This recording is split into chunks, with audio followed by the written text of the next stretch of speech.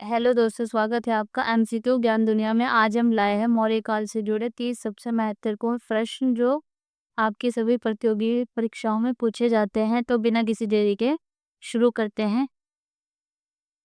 प्रश्न नंबर 1 मौर्य वंश की स्थापना किसने की थी? ए बिंदुसार, बी चंद्रगुप्त मौर्य, सी अशोक, डी समुद्रगुप्त। तो इसकी जो स्थापना की थी वो की थी 322 ईसा पूर्व में नंदवंश को हराकर मौर्य साम्राज्य की स्थापना चंद्रगुप्त मौर्य ने की थी। सही उत्तर है बी। प्रश्न नंबर 2 चंद्रगुप्त मौर्य का प्रमुख सलाहकार कौन था? ए विष्णुगुप्त, बी चाणक्य, सी कौटिल्य, डी उपरोक्त सभी। इसका सही उत्तर है डी उपरोक्त सभी, क्योंकि जो चाणक्य था, चाणक्य को ही कौटिल्य और विष्णुगुप्त के नाम से जाना जाता था, इसलिए उन्होंने कौटिल्य ने ही अर्थशास्त्र की रचना की थी। प्रश्न नंबर 3 अर्थशास्त्र ग्रंथ किसने लिखा था? ए पाणिनि, बी चाणक्य, सी अथोर, डी कालिदास। इसका सही उत्तर है ई चाणक्य। यह एक राजनीतिक और आर्थिक ग्रंथ है जो मौर्य शासनकाल की प्रणाली को दर्शाता है। प्रश्न नंबर 4 मेगास्थनीज किस विदेशी राजा का राजदूत था? ए सीरिया, बी मिस्र, सी यूनानी, डी रोम। तो मेगास्थनीज किस विदेशी राजा का राजदूत था? सी यूनानी। मेगास्थनीज सेल्यूकस निकेटर का राजदूत था। उसने ही इंडिका नामक पुस्तक लिखी थी। इंडिका नामक पुस्तक किसने लिखी थी? मेगास्थनीज ने। ये पूछा जाता है एग्जाम में, रट लेना इस पर, इम्पोर्टेंट।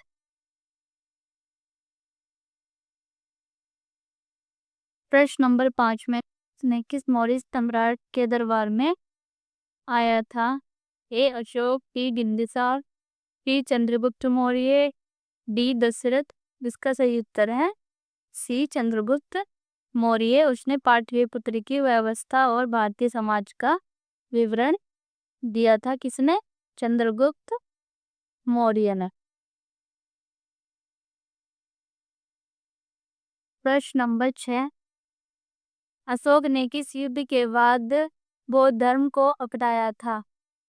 ए पाटलिपुत्र युद्ध, बी कलिंग युद्ध, सी मगध युद्ध, डी तक्षशिला युद्ध।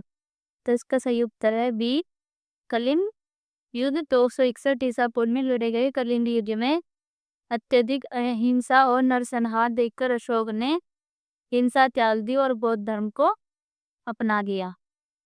प्रश्न नंबर 7 अशोक का सबसे बड़ा योगदान क्या माना जाता है? ए प्रशासनिक सुधार, बी धर्म प्रचार, सी विदेशी व्यापार, डी कर प्रणाली। इसका सही उत्तर है बी धर्म प्रचार। अशोक ने अहिंसा और बौद्ध धर्म के सिद्धांतों का प्रचार भारत और विदेशों में किया, जो उनका सबसे बड़ा योगदान था। प्रश्न नंबर 8 अशोक के शिलालेख किस लिपि में लिखे गए हैं? ए नागरी, बी ब्राह्मी, सी खरोष्टी, डी देवनागरी। तो अशोक के अधिकांश शिलालेख ब्राह्मी लिपि में लिखे गए हैं, जो उत्तर भारत में प्रचलित थी। उत्तर पश्चिम भारत में कुछ शिलालेख खरोष्टी में भी पाए गए हैं। तो इसका सही उत्तर है बी ब्राह्मी लिपि है। प्रश्न नंबर 9 अशोक का सबसे प्रसिद्ध शिलालेख कौन सा है? ए मेहरौली शिलालेख, बी प्रयाग प्रशस्ति, सी रुमनदेही शिलालेख, डी हाथीगुम्फा लेख। तो इसका सही उत्तर है सी रुमनदेही शिलालेख। यह शिलालेख नेपाल के लुम्बिनी बुद्ध के जन्म स्थान पर पाया गया है, जिसमें बुद्ध की जन्मस्थली का उल्लेख मिलता है। प्रश्न नंबर 10 मौर्य वंश का अंतिम शासक कौन था? मौर्य वंश का अंतिम शासक ए दशरथ, बी देववर्मन, सी ब्रह्मदत्त मौर्य, डी कुणाल। इसका सही उत्तर है सी बृहदत्त मौर्य मौर्य वंश का अंतिम शासक था, जिसे उसके सेनापति पुष्यमित्र शुंग ने मारकर शुंग वंश की स्थापना की थी। प्रश्न नंबर 11, कलिंग युद्ध कब लड़ा गया था? ए 232 ईसा पूर्व, बी 261 ईसा पूर्व, सी 273 ईसा पूर्व, डी 300 ईसा पूर्व। इसका सही उत्तर है बी 261 ईसा पूर्व में कलिंग युद्ध 261 ईसा पूर्व में अशोक और कलिंग राज्य के बीच हुआ था, जिसमें भारी जनहानि हुई थी। प्रश्न नंबर 12, अशोक ने कितने प्रमुख शिलालेख जारी किए थे? ए 10, बी 14, सी 17, डी 20। इसका सही उत्तर है बी 14। अशोक ने 14 प्रमुख शिलालेख है, जिन्हें मेजर रॉक एडिक्ट्स कहा जाता है। इसमें धम्म के सिद्धांत वर्णित है। प्रश्न नंबर 13, मौर्य काल की राजधानी क्या थी? ए तक्षशिला, बी उज्जैन, सी कांची, डी पाटलिपुत्र। उसका सही उत्तर है डी पाटलिपुत्र। पाटलिपुत्र वर्तमान पटना मौर्य साम्राज्य की राजधानी थी, जो प्रशासनिक और सांस्कृतिक दृष्टिकोण से अत्यंत महत्वपूर्ण थी। प्रश्न नंबर 14, अशोक ने किस बौद्ध संगति की अध्यक्षता की थी? ए प्रथम, बी द्वितीय, सी तृतीय, डी चतुर्थ। इसका सही उत्तर है सी तृतीय। अशोक ने तृतीय बौद्ध संगति 250 ईसा पूर्व में पाटलिपुत्र में बुलाई गई थी, जिसकी अध्यक्षता मोगलीकुत तिश ने की थी। प्रश्न नंबर 15, अशोक के सबसे अधिक अभिलेख कहाँ मिले हैं? ए उत्तर प्रदेश, बी बिहार, सी मध्य प्रदेश, डी कर्नाटक। इसका सही उत्तर है डी कर्नाटक। कर्नाटक राज्य से अशोक के सर्वाधिक शिलालेख प्राप्त हुए हैं, विशेष के बीजापुर और रायचूर क्षेत्र से। प्रश्न नंबर 16, मौर्य साम्राज्य का विस्तार अधिकतम कहाँ तक था? ए दक्षिण भारत तक, बी अफगानिस्तान तक, सी नेपाल तक, डी श्रीलंका तक। इसका सही उत्तर है बी अफगानिस्तान तक। मौर्य साम्राज्य का विस्तार पश्चिम में अफगानिस्तान, काबुल, कंधार, पूर्व में बंगाल, उत्तर में हिमालय और दक्षिण में कर्नाटक तक फैला हुआ था। प्रश्न नंबर 17, मौर्य काल में सबसे प्रमुख कर कौन सा था? करयानी टैक्स। ए भूमि कर, बी व्यापार कर, सी उपभोग कर, डी जल कर। इसका सही उत्तर है ए भूमि कर। भूमि कर भोग कर मौर्य काल में राज्य की आय का प्रमुख स्रोत था, जो कृषि उत्पादन के लगभग 1/6 भाग होता था। प्रश्न नंबर 18, धम्म का प्रचार किसने किया था? ए चंद्रगुप्त मौर्य, बी बिंदुसार, सी अशोक, डी दशरथ। इसका सही उत्तर था सी अशोक। अशोक ने अपने शिलालेखों और स्तंभों के माध्यम से धम्म का प्रचार किया, जो नैतिकता और सदाचार पर आधारित था। प्रश्न नंबर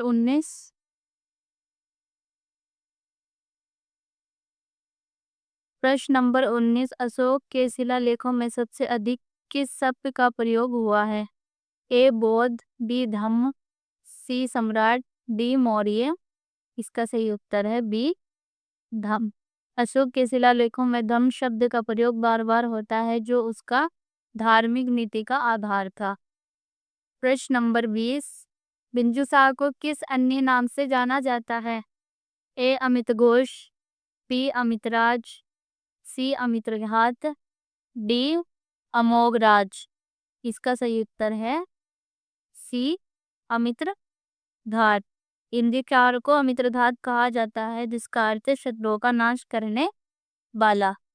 प्रश्न नंबर 21, अशोक के शिलालेखों को सर्वप्रथम किसने पढ़ा? A Megasthenes, B Faxian, C James Prinsep, D Vindhyavasini.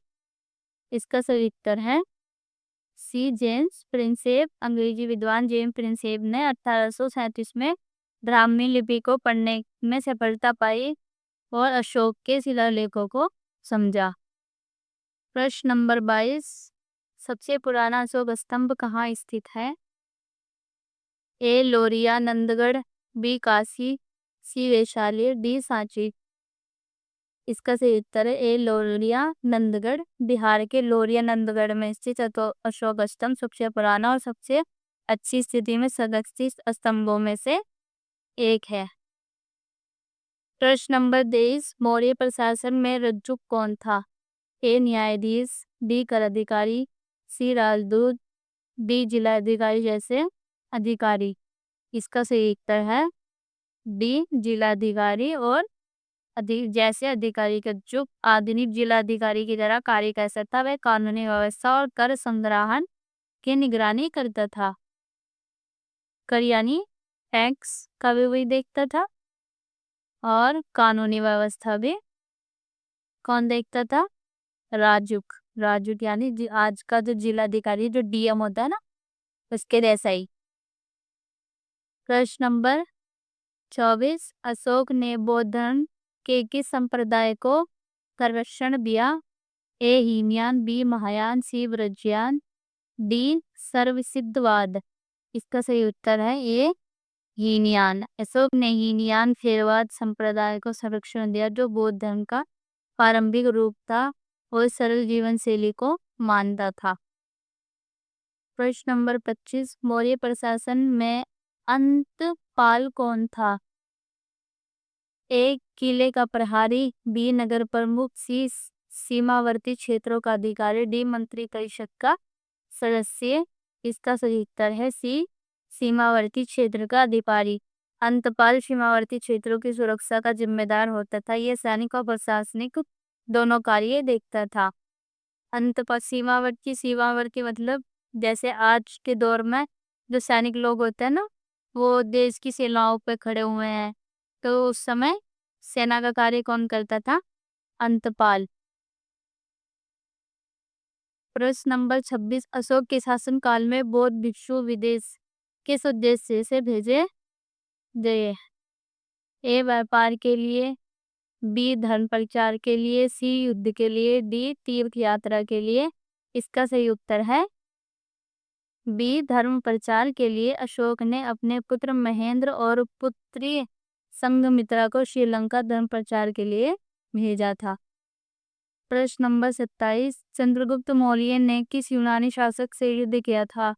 A Alexander, B Seleucus Nicator, C Demetrius, D Menander. उसका सही उत्तर है D Seleucus Nicator. Chandragupta Maurya ने सेल्यूकस निकेटर को हराकर उससे अफगानिस्तान का क्षेत्र प्राप्त किया और बाद में सिंधी की। प्रश्न नंबर 28, सेल्यूकस निकेटर ने चंद्रगुप्त मौर्य से संधि के रूप में क्या प्राप्त किया? ए धन, बी हाथी, सी भूमि, डी अश्व। संधि के तहत सेल्यूकस निकेटर ने 500 युद्ध हाथी मिले, जो बाद में यूनानी युद्धों के निर्णायक साबित हुए थे। इसको कोई उत्तर है 20 हाथी। प्रश्न नंबर 29, चंद्रगुप्त मौर्य ने जीवन के अंतिम समय में कहाँ संन्यास लिया था? ए पाटलिपुत्र, डी श्रवणबेलगोला, सी कांची, डी उज्जैन। इसका सही उत्तर है बी श्रवणबेलगोला। चंद्रगुप्त मौर्य ने जैन धर्म अपनाया और कर्नाटक के श्रवणबेलगोला में भद्रबाहु के साथ संन्यास लिया। प्रश्न नंबर 30, मौर्य काल के प्रमुख बंदरगाह कौन सा था? ए ताम्रलिप्ति, बी लोथल, सी भृगुच, डी पत्तन। इसका सही उत्तर है ए ताम्रलिप्ति। ताम्रलिप्ति वर्तमान पश्चिम बंगाल मौर्य काल का एक प्रमुख समुद्री बंदरगाह था, जहाँ श्रीलंका और दक्षिण एशिया में व्यापार होता था। आज का क्लास यहीं पर समाप्त होता है। मिलते हैं अगले क्लास में अगले टॉपिक के साथ। चैनल को सब्सक्राइब कर लेना और लाइक कमेंट करके ज़रूर बताना कितना कुछ आपको नया सीख